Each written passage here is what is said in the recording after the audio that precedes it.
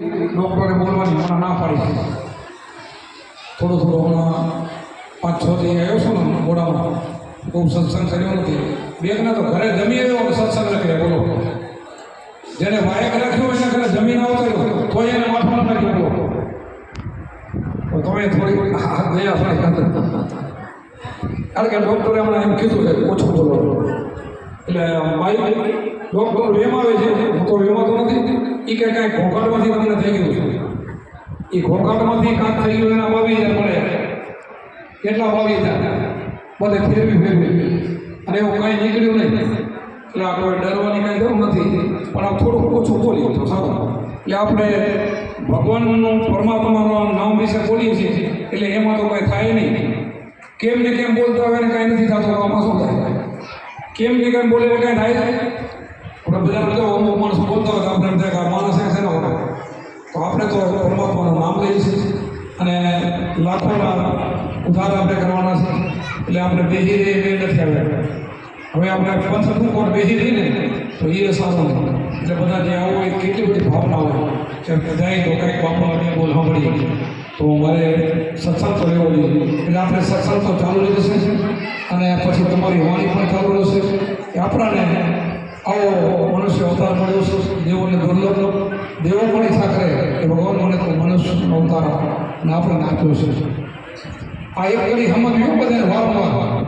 દેવો ઈચ્છા કરે છે કે ભગવાન તો મનુષ્યનો અવતાર આપો, તો આપણે એટલામાં સમજી જવું જોઈએ કે આપણો અવતાર ઊંચો હશે. કાંઈ દેવોને દુર્લભ એટલે શું કહેવાય? દેવોને એવો મનુષ્યનો અવતાર ન મળ્યો, આ મનુષ્યનો અવતાર એવો મને મળ્યો છે. શા માટે મળ્યો છે એ બધાને ખબર છે. અને હવે આપણને જે મેળવવાની શા માટે મળ્યો એના માટે શબ્દ ઉપદેશ એ આપણને બધું મળી ગયું. એટલે તમે ઉત્તમ બની ગયા. હું તો એમ કહું છું આમાંથી ભજન કરતા કરતા તમે નરમાંથી નારાયણ બનવાના છો. નરમાંથી નારાયણ ગુરુ મળ્યા ને એટલે નારાયણ બનવાને કોઈ છેટી નથી, બની જાય. તમે આખો બધા સાંભળ્યો છે કે ભમરીઓ માટીનું ઘર બનાવે, પછી ઈડા લીલી ઈડા એમાં ગોતે, બધે ભમ કરે બધે ફરે ગોતીને એ જે ડંખ મારવાની તૈયારી કરે ને ઊંચું મોટું કર્યા એને ઉભા.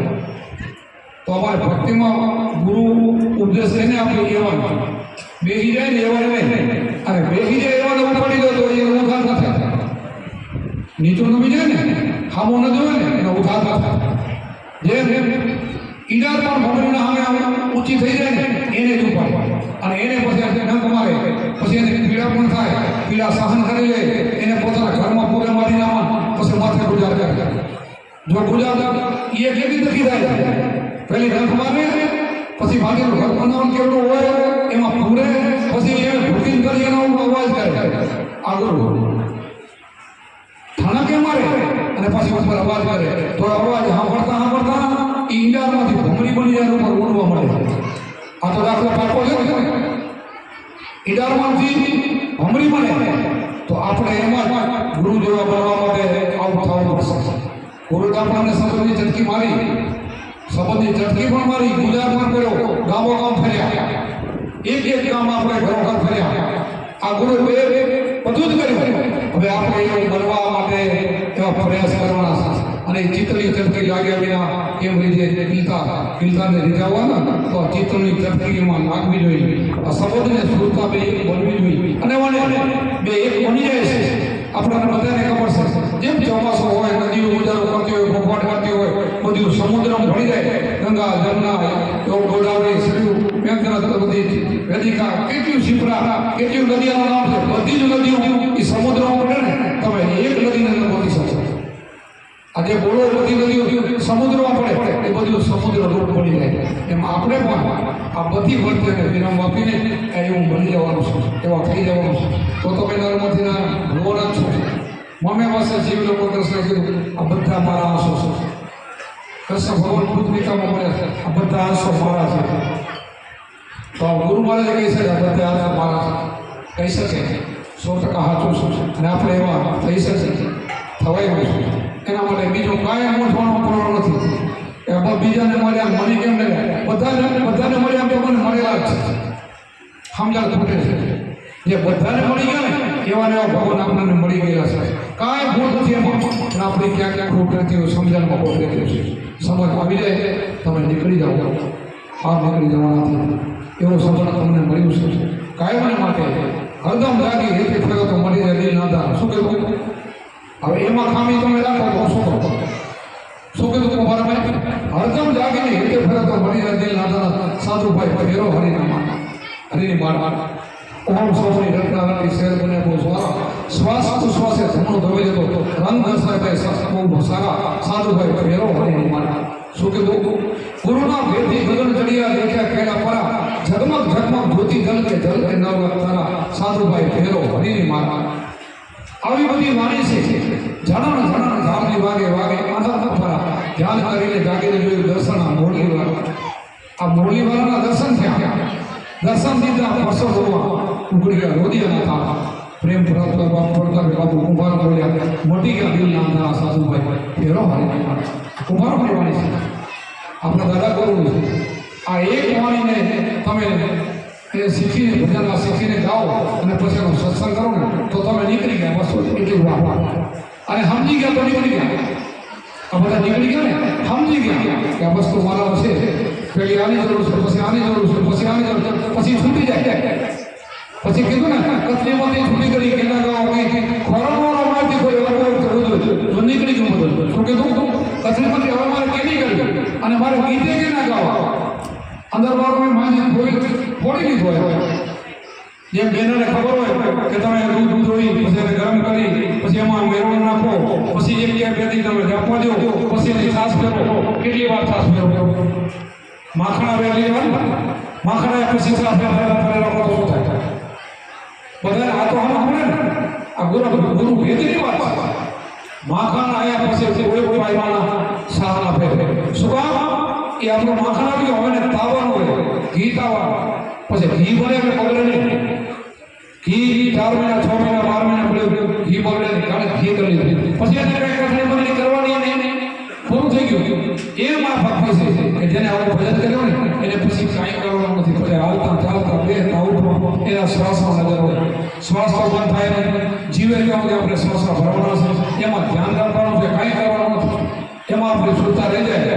થોડી વાત થઈ જાય સુરતા ને સબક આ બે એક થઈ જાય તો પેલો આ બેમાંથી એક થવાનું. બે પછી બે પણ મોટી જાય. આવો આપણો ગુરુનો સબક છે. અને તમે બધા વારંવાર આવો વાત કરો ને તમે સમજી બધા જાઓ. બધાને આમાં સમજ તો પડે ને કે બધા સમજી જાય. પછી બાપુ મને કેમ કાંઈ ભજન લાગતો નથી કે તું માથું ન બગાડતો તારા ઉપર બોલતો. આ તો બધાની વાત છે. આ બધાને અમારા ઉપર આવે કે સમજી જાઓ તો સમજાઈ જાય તો આ બોલે ગયો નથી. જે પરમેશ્વર પોતે અજ્ઞાની આર્ગાજી પોતે. શું કીધું? અજ્ઞાની આર્ગાજી પોતે.